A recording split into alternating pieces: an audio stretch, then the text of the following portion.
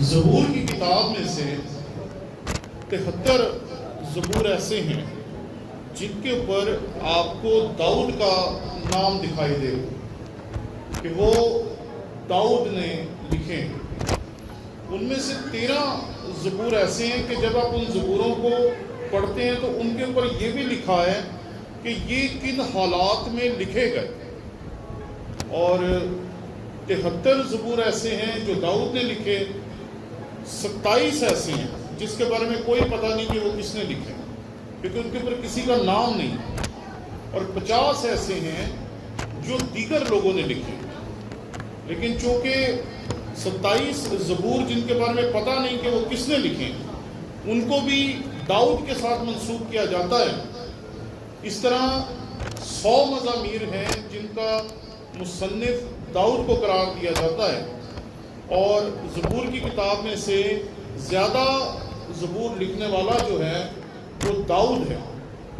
اس لیے جب ہم زبور کی کتاب کے مصنف کی بات کرتے ہیں تو ہم یہ کہتے ہیں کہ جو داؤد ہے وہ زبور کی کتاب کا مصنف ہے۔ جب ہم اس کتاب کے 55ویں زبور کو دیکھتے ہیں تو یہاں اگر آپ میرے ساتھ دیکھیں تو اوپر چھوٹی لکھائی میں لکھا ہوا ہے، میر مغنی کے لیے تار دار سازوں کے ساتھ داؤد کا مشکیل۔ مشکیل دراصل اس گیت کو یا اس نظم کو کہتے ہیں جس کے بیچ میں تعلیم ہو۔ آپ جب زبور کی کتاب پڑھیں گے تو آپ کو فرق قسم کے زبور ملیں گے۔ کچھ پرستش کے زبور ہیں، کچھ عبادات کے زبور ہیں، کچھ ایسے ہیں جس میں دعا کی جا رہی ہے، کچھ ایسے ہیں جس میں معافی مانگی جا رہی ہے، کچھ ایسے ہیں جو اپنے دشمنوں کے خلاف ہیں، اور کچھ ایسے ہیں جس میں تعلیم دی جا رہی ہے۔ کچھ ایسے ہیں جن کے بیچ میں ایسی تعلیم ہے جو آج سے ہزاروں سال پہلے بھی درست تھی اور آج سن 2022 میں بھی جوں کی توں ہے، یعنی کہ اس تعلیم کو کوئی بدل ہی نہیں سکا آج تک۔ میں جب یہاں آنے کی تیاری کر رہا تھا تو اس آیت کو میں نے جب سیکھا تو میں نے سوچا کہ اس کے اوپر ہم کچھ دیر خداوند کے کلام میں سے گزاریں گے۔ 12ویں آیت جس کی تلاوت آپ کے سامنے کی گئی، اس کے بیچ میں زبور نویس جو ہے وہ کہتا ہے جس نے مجھے ملامت کی وہ دشمن نہ تھا۔ آپ کا جو دشمن ہوتا ہے آپ اس کی مخالفت کے لیے تیار ہوتے ہیں۔ آپ کا دشمن آپ کے خلاف جو کچھ بھی کرتا ہے آپ کو پتا ہوتا ہے یہ دشمن ہے، اس نے ہمارے خلاف کچھ کرنا ہی کرنا ہے۔ ہمارا دشمن ہے، اس نے ہمیں نقصان پہنچانا ہے، اس نے ہماری شخصیت کو نقصان پہنچانا ہے، اس نے ہماری ذات کو، ہمارے گھرانے کو، ہمارے خاندان کو، ہمارے نام کو، ہمارے ادارے کو، ہمیں نقصان پہنچانا ہے۔ اس لیے دشمن جو ہوتا ہے اس کے لیے آپ ذہنی طور پہ تیار ہوتے ہیں۔ لیکن آج کا جو دور ہے جس کے بیچ میں دنیا بے روی کی اس ڈگر پہ چل پڑی ہے کہ جہاں پر رشتوں کی حقیقت جو ہے وہ آہستہ آہستہ ماند پڑتی جا رہی ہے، لوگوں کو رشتے یاد ہی نہیں رہے۔ آج کل آپ کے دشمنوں سے زیادہ آپ خطرے میں ہوتے ہیں اپنے عزیز و اقارب اور کبھی کبھی اپنے دوستوں سے، کیونکہ ہم نے کئی دفعہ یہ مثال بچپن سے لے کے آج تک پڑھی ہے، گھر کا بیٹی لنکا ڈھائے، کہ جو آپ کے قریب ہے وہ آپ کے لیے زیادہ خطرناک ہے۔ اور میں جب اس حوالے کو دیکھ رہا تھا تو میں یہ سوچ رہا تھا کہ آج کا جو دور ہے اس کے بیچ میں جو بہت زیادہ قریبی رشتے تھے ان کی بھی مان مریادہ ختم ہو گئی۔ پچھلے ماہ کچھ واقعات ایسے آئے جنہوں نے پکڑ کے ہمیں جھنجھوڑ کے رکھ دیا۔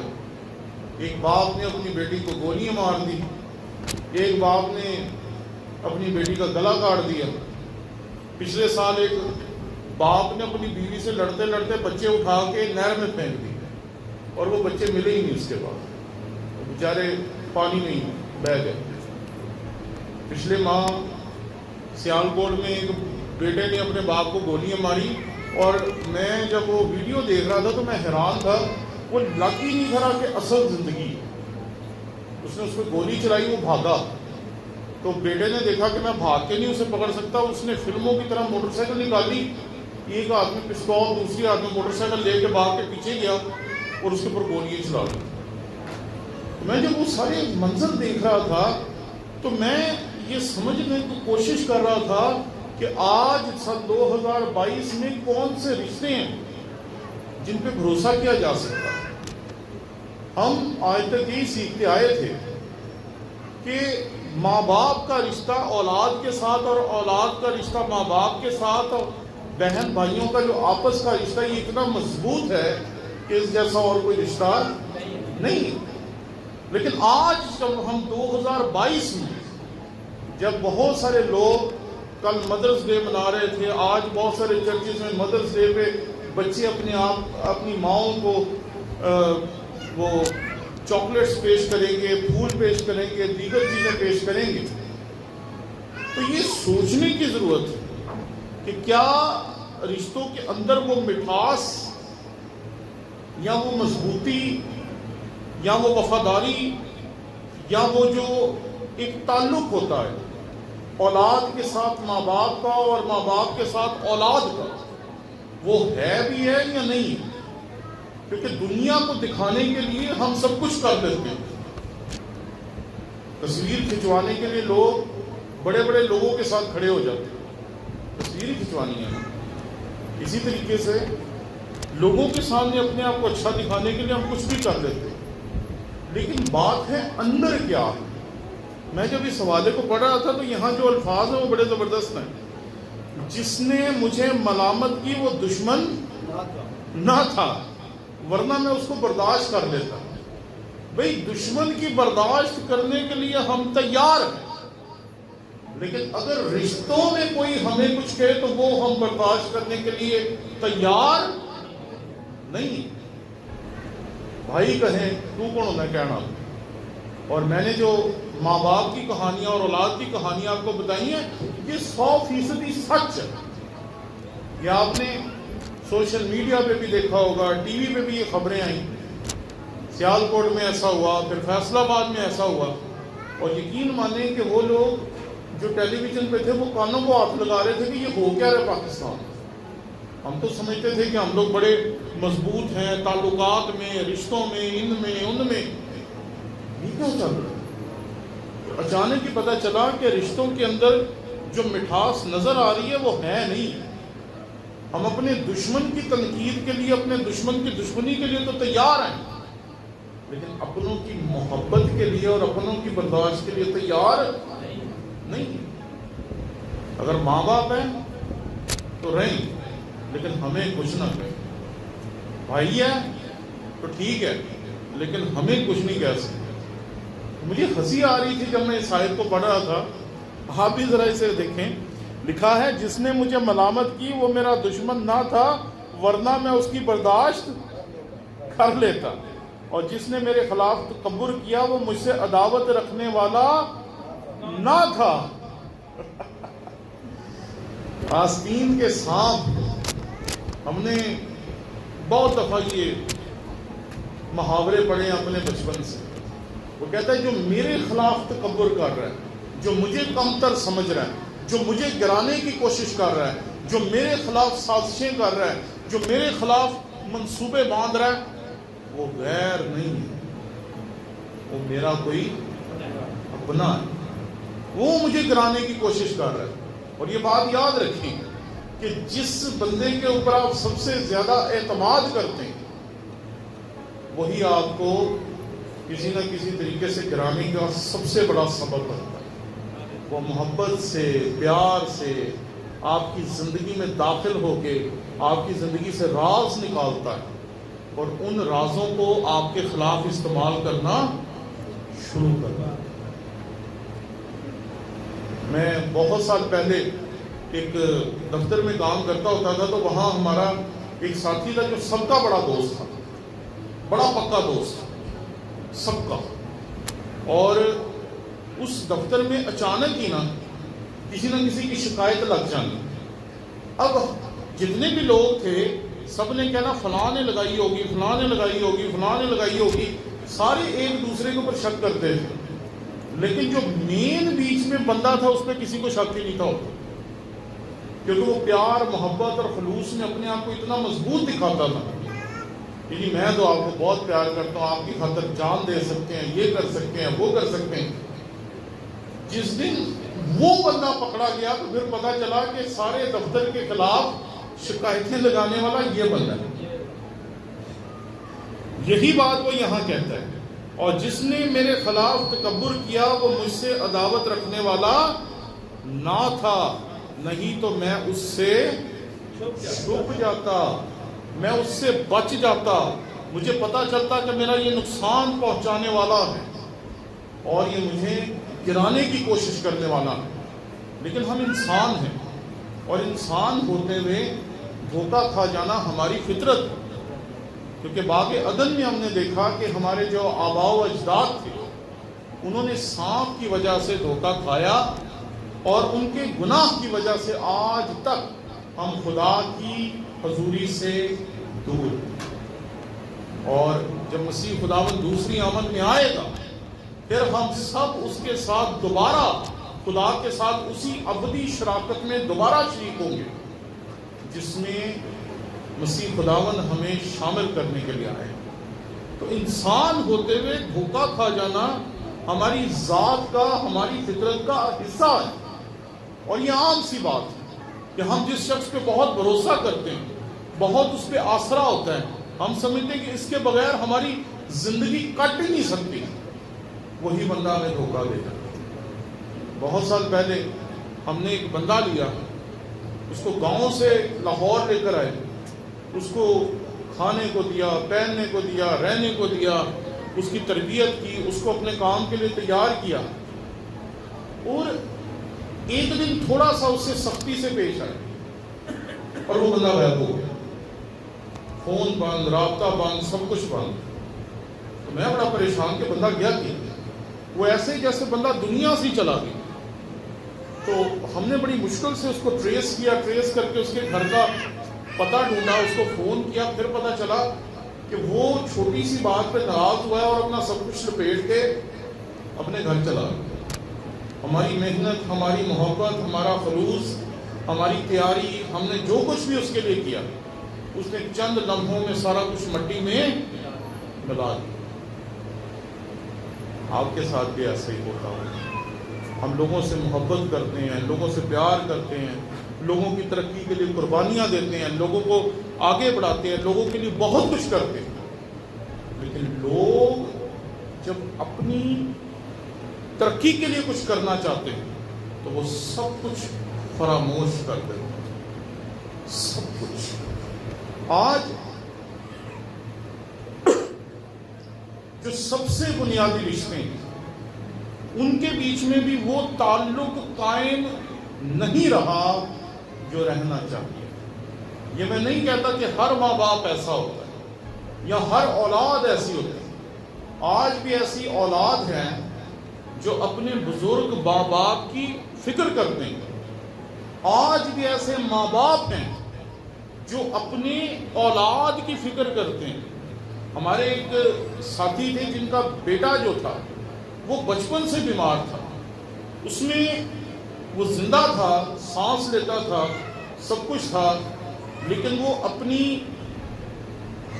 اپنے جسم کو اٹھا نہیں تھا سکتا. وہ 15 سال تک اس دنیا میں رہا اور صرف اپنے باپ کی وجہ سے اس دنیا میں زندہ رہا، کیونکہ وہ اس کو روزانہ نہلاتا تھا، دھلاتا تھا، اسے کھانا کھلاتا تھا اور اس کی کیئر کرتا تھا. 15 سال کا ہو کے وہ بچہ اس دنیا سے گیا. اور اگر اس کا باپ اس کے ساتھ اپنی محبت کو قائم نہ رکھتا تو شاید وہ بچہ 10 دن بھی زندہ نہ رہتا. کل مجھے ہمارے ایک ساتھی نے بتایا کہ اس کے والد صاحب زندہ ہیں 60-70 سال کی عمر میں. تو میں انہیں غسل کرواتا ہوں، انہیں کپڑے پہناتا ہوں، ان کی شیو کرتا ہوں، ان کو تیار کرتا ہوں. تو میں بڑا حیران ہوا کہ آج بھی اگر آپ دیکھیں تو رشتوں میں بڑی مٹھاس موجود ہے، رشتوں میں مضبوطی موجود ہے، لیکن فرق ہے۔ دو قسم کے لوگ ہیں جو ہمارے سامنے آتے ہیں، ایک وہ جو کہ رشتوں کو سمجھتے نہیں، اور دوسرے وہ جو رشتوں کو سمجھتے ہیں۔ داؤد جن لوگوں کی شکایت کر رہا ہے وہ ہیں جو رشتوں کو سمجھنے والے لوگ نہیں۔ وہ کہتا ہے، دوبارہ اس آیت کو پڑھتے ہیں، جس نے مجھے ملامت کی وہ دشمن نہیں تھا، وہ میرا دوست تھا، میرا عزیز تھا، میرا واقف کار تھا۔ بہت سال پہلے ہمارا ایک کیس چلا تو ہمارا ایک دوست تھا، اس کو ہم نے اپنا وکیل بنا لیا۔ تو مجھے ایک بات جج نے بتائی جو میں نے اپنے وکیل سے کی تھی، تو میں نے کہا میرے وکیل سے کی ہوئی بات جج کو کیسے پتہ چلی؟ تو پتہ چلا کہ ہمارے جو مخالف تھے ان کے وکیل نے جج کو بتایا کہ انہوں نے یہ بات کی۔ میں کہا یہ کیا ہو گیا؟ تو پتہ چلا کہ ہم نے اپنے جس دوست کو اپنا وکیل بنایا تھا وہ ہمارے مخالفوں کے ساتھ ملا ہوا تھا اور وہ ان کو ہماری انفارمیشن دے رہا تھا بجائے اس کے کہ ہمارے لیے کچھ کرتا۔ تو یہ بات یاد رکھیں کہ اس دنیا میں دو طرح کے لوگ آپ کو ملیں گے، ایک وہ جن کو رشتوں کی ضبطی برابر بھی فکر نہیں، قدر نہیں، اور وہ سمجھتے ہیں کہ دنیا میں رشتے مل جاتے ہیں۔ بہت سال پہلے ہم نے ایک ڈائلاگ سنا جو سن گئی بڑا حیران کن آپ کے جذبات ہو جائیں گے۔ ایک بی کی اپنے ماں باپ سے، بہن بھائیوں سے لڑائی ہو گئی، تو جب اس کی صلح کے لیے گئے تو اس نے بڑا خوبصورت جملہ بولا۔ اس نے کہا، پادری صاحب آپ لوگ ہیں سیدھے لوگ، آپ کو کیا پتا ماں باپ بہن بھائی مل جاتے شوہر نہیں ملتا۔ یہ کیا؟ میں کہا ہم تو سمجھتے تھے کہ ماں باپ بہن بھائی کبھی نہیں ملتے، یہ باقی کے رشتے جو ہیں وہ مل جاتے ہیں۔ اس نے کہا نہیں بھائی صاحب آپ کو نہیں پتا۔ اور اس خاتون نے اپنے خاندان کو اتنا تنگ کیا کہ اس کا باپ جو تھا وہ خودکشی کرنے پہ مجبور ہو گیا۔ دو لوگ ہوتے ہیں، ایک وہ جن کو رشتوں کی قدر ہوتی ہے، جن کو رشتوں کی فکر ہوتی ہے، اور جو رشتوں کے لیے اپنا سب کچھ قربان کر دیتے ہیں، نوکریاں کرتے ہیں بچوں کے لیے، ایکسٹرا نوکریاں کرتے ہیں۔ ہر ماں باپ اپنی اولاد کے لیے اپنا خون تک دینے کے لیے تیار رہتا، چاہے اس کے لیے نوکریاں کرنی پڑیں، چاہے راتوں کو جاگنا پڑے، چاہے رات جا کے دعائیں کرنی پڑیں۔ اگر آپ کا بچہ بیمار ہوتا ہے تو کئی دفعہ مائیں ساری رات بچوں کو دیکھتی رہتی ہیں، ماں باپ دعائیں کرتے رہتے کہ خداوند اسے شفا دے، خداوند اسے ٹھیک کر دے۔ اور کئی دفعہ اولادیں بھی خدا نے ایسی دی ہوتی ہیں جو ساری رات ماں باپ کے لیے جاگتی ہیں اور ان کے لیے دعائیں کرتی ہیں تاکہ خدا ماں باپ کا سایہ ان کے سر پر قائم رکھے۔ تو دو طرح کے لوگ ہمارے سامنے آتے ہیں، پہلے وہ جنہیں نہ رشتوں کی قدر ہے، نہ رشتوں کی سمجھ ہے، اور نہ ہی وہ سمجھتے کہ ہمیں رشتوں کی ضرورت ہے۔ لیکن ایک دوسرا رویہ بھی، میں اکثر کہتا ہوں کہ رشتے ان کے نہیں ہوتے جو رشتوں میں پیدا ہوتے ہیں، جن کے بہن بھائی ہوتے ہیں، جن کے ماں باپ ہوتے ہیں، جن کے یہ ہوتے ہیں وہ ہوتے ہیں، وہ رشتوں والے لوگ نہیں ہوتے۔ رشتوں والے لوگ وہ ہوتے ہیں جو رشتے نبھاتے ہیں۔ انہوں نے محلے میں ہی چاہے اپنی بہنیں بنائی ہو، بھائی بنائے، کیونکہ انہیں رشتے نبھانے آتے ہیں۔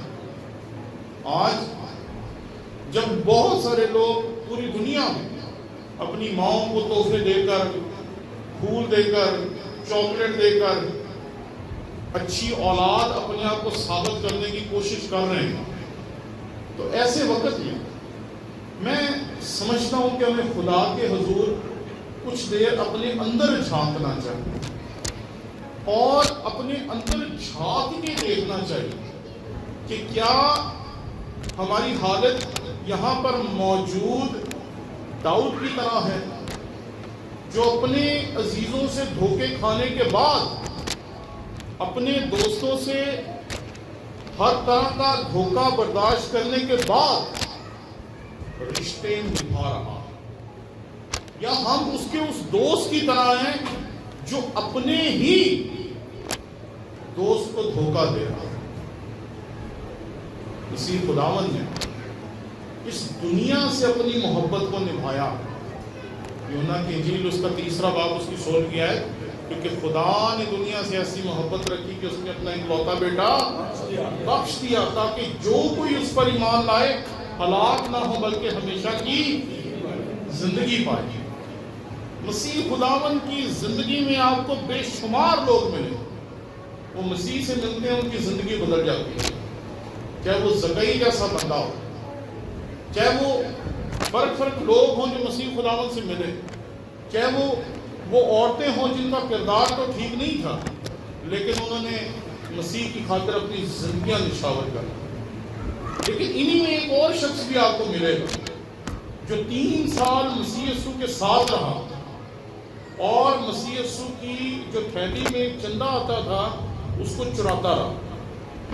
یہ بھی 3 سال 3.5 سال مسیح کے ساتھ رہا تھا، لیکن باقی جب مسیح خداوند کے معجزے دیکھ رہے ہیں، مسیح خداوند کی تعلیم سیکھ رہے ہیں، مسیح خداوند سے سیکھ رہے ہیں کہ انہیں کیسے خدمت کرنی چاہیے، یہ دھیان لگا کے بیٹھا ہوا ہے پیسوں پہ، اتنی آگے انہیں کٹ لی انہیں پھر برابر ہو جائے۔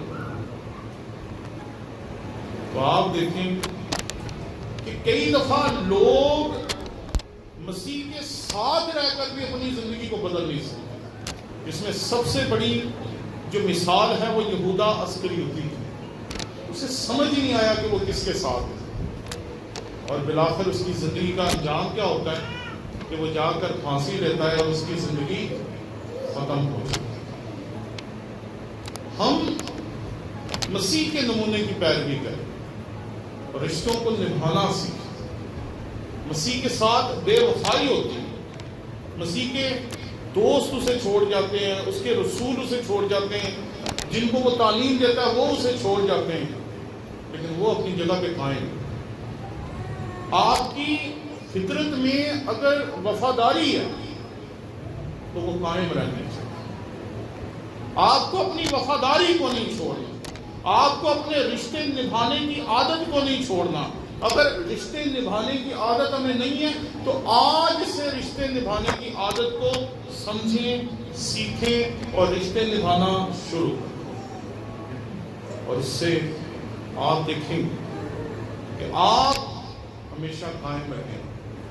اور جو آپ کے دشمن ہیں ان کے بارے میں خداوند کا کلام پہلے ہی ہمیں سکھاتا ہے، تو اپنی اکھیاں تو حال دیکھیں گا شریراں کا۔ آپ کے خلاف جو کچھ مرضی دشمن کر لیں، اگر آپ وفادار ہیں اپنے خدا کے ساتھ، اپنے رشتوں کے ساتھ، چاہے وہ آپ کے رشتے آپ کی نوکری پہ ہیں، چاہے آپ کے گھر میں ہیں، چاہے خاندان میں ہیں، چاہے آپ کے استاد کے ساتھ ہیں، چاہے آپ کی کلیسیا کے ساتھ ہیں، چاہے آپ کے رشتے آپ کی بیوی کے ساتھ یا شوہر کے ساتھ ہیں، یا اولاد کے ساتھ ہیں، یا اولاد کے رشتے ماں باپ کے ساتھ ہیں، اگر آپ ان سب میں وفادار ہوں تو خدا خود ہی آپ کے دشمنوں کو سنبھال لے گا۔ آئے ہم کچھ دیر کے لیے اپنی زندگیوں پہ غور کریں، اپنی زندگیوں میں جھانکیں،